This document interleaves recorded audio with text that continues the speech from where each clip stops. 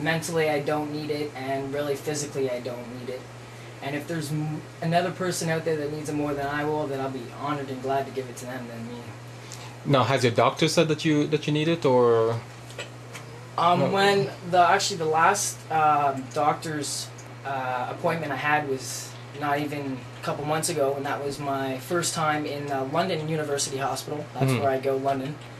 I was at sick kids for 15, 16 years of my life, 17 years of my life, and then sure enough they transferred me right over to a new doctor, new everything. So this kind of doctor doesn't really know nothing about me yet, so he's still hesitant and trying to do some more tests and figure out what's going on. But as of my last doctor, he basically told me I didn't need one at all. Now, in my understanding, with these circumstances with people with this kind of issues, they don't live past a certain age. Were you told that by your doctor? And yeah, I've died a couple times actually on the waiting table, on the operating table actually. They basically tell me that when I go into a surgery, it's major, and that I have a chance of coming in or coming out of it normally, or not even coming out of it at all. So basically, when I go down into that operating table, I kind of pray to myself and say, hey, I want to, wake up the next morning and live my life. So when actually I met George when I was 10, that kind of blew up everything. That kind of got me to the way I am now and to the way I am going to be for the rest of my life. He gave me the will and the power to motivate myself to keep positive and happy every day. Because if you don't live your day, if you live your day sad and negative, then you're not going to go anywhere.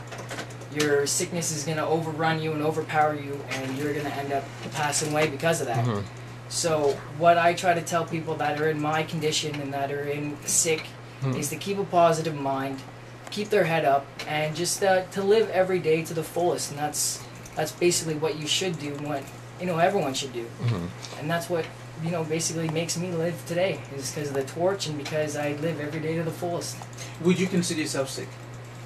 Right now, I guess, as looking at me right now, no. Like, you would not think I'm sick right now. Right. But if I showed him my stomach and told him my background, then yeah, I'm a sick person.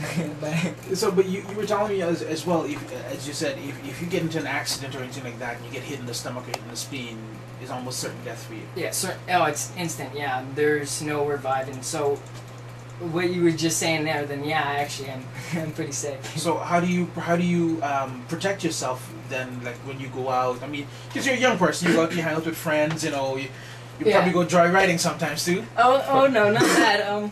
Well, I am like 18, so I do like to do some fun things, but I gotta take everything precautiously. I gotta take everything seriously. Like if I go out, play hockey with my brother or my family and stuff, I like to be rough. I like to hit, do all that kind of stuff, but I gotta take it a little easy.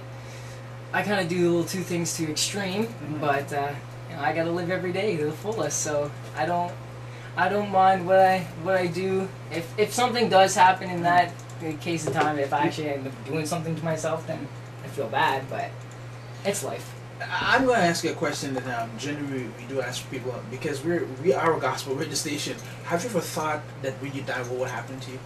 I think I'm going straight up. I think that I'm gonna still be in people's hearts. I'm still gonna be in their minds, and I'm gonna still be around Canada and still try to promote organ donation the best I can, even though I'm not alive.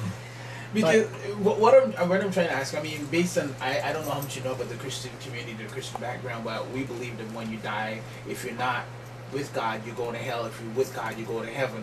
Where do you think you'll be going?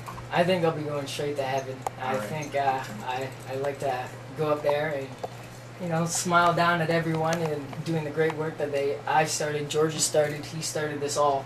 He started step by step. He started. He brought me into this, Kristopher's Wish.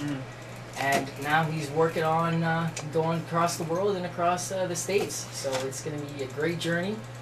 It's going to be a lot of fun. We do it with a lot of schools and students. So, we're keeping active every day. And we're keeping the youth actually aware of this and actually active as well. Are you in school right now? I'm currently, actually no, I've graduated. You graduated. So Yes. what's your next step for you right now? My next step is actually I'm gonna start this Americas tour, the SOS 4000 Americas in October. I'll be doing that with George on the road for 2 years. And basically I just want to promote. I want to promote organ donation. I want to get everyone aware of the situation of how badly it is in Canada. And that everyone can change it. That you can save 8 people's lives just for donating one person's body, organs. 8 people's organs can be donated, and you can save 8 people's lives. So what not better way to be known as a hero than to be known as just someone passing away. So I think that you have a better heart and a better, I guess, grip of life when you do donate. Because you're going to be living, but in someone else's body. So you're still part of someone, even though you passed away. Any plans of going to university and probably studying to become a doctor to do some of this stuff? When I was younger, I've always wanted to become a surgeon, but that's too high in class for me. I'm not that smart. You know what? I'm gonna challenge you though. You said you're not that smart. If it's something that you want to do, you can do it. Yes. You've gone this far. Yeah. You've done this far, this much. There's nothing stopping you right now. Absolutely nothing. So I would say if you still have it in mind, you still have it in your heart to do so, man, just go for it. You know, because I know that it is something that I think personally that you can do, because when you do it with a lot of passion. Yeah.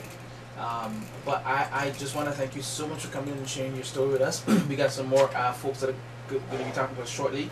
We have the Cunningham sisters who are going to be with us too as well. They're here actually. We want you guys to stick around because we're all going to be having this big family chat in a minute, because you're going to be part of the program that we're having tomorrow for the folks who listen on Friday. Friday evening show. This would have already been passed on the 6th of April, where we're going to be having, George, what were you having again? It's going to be the Student Torch Champion Awards, plus we're launching the Step-by-Step 7th campaign, SOS the Americas.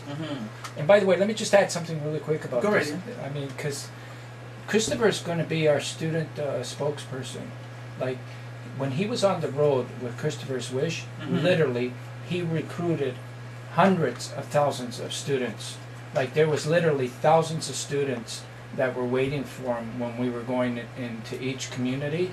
And you know how hard it is to reach students when you're talking? He had everybody's attention. Like, they were on his every word, you know, because he's one of them. Right. You know, and he's got a powerful story. So he's going to be leading the entire campaign, SOS the Americas. And this time, hundreds of students are going to turn into millions of students, you know, as we're going through 500 cities and towns in the 34 countries. So it's like, since he was 10 years old, it's like he was meant to do this, Monty, you know. And it seems like that's his calling on his own. Like, he knows this. I don't have to say anything. He knows that this is what he's supposed to be doing. Well, when you're in a situation like that and you've understood that you know what has happened to you, how can you not? Exactly. You know what I mean? How can you not? I've donated, and now I feel like I'm a part of this whole huge family that that I didn't even know. And being a part of that family, it makes you just want to go out and do something about it. And it's amazing the push around you get sometimes when you see things that needs to be done that isn't done, and things that can be done, it's not being done. Yeah, exactly. So, I want to thank George for coming down and bringing Kris in, and you know, to me it's an honor to meet you, Kris, and Great. God bless you, and we Thank hope you to see very you some much. more. I'll be seeing you tomorrow anyways. All right? Definitely. God bless. Take care.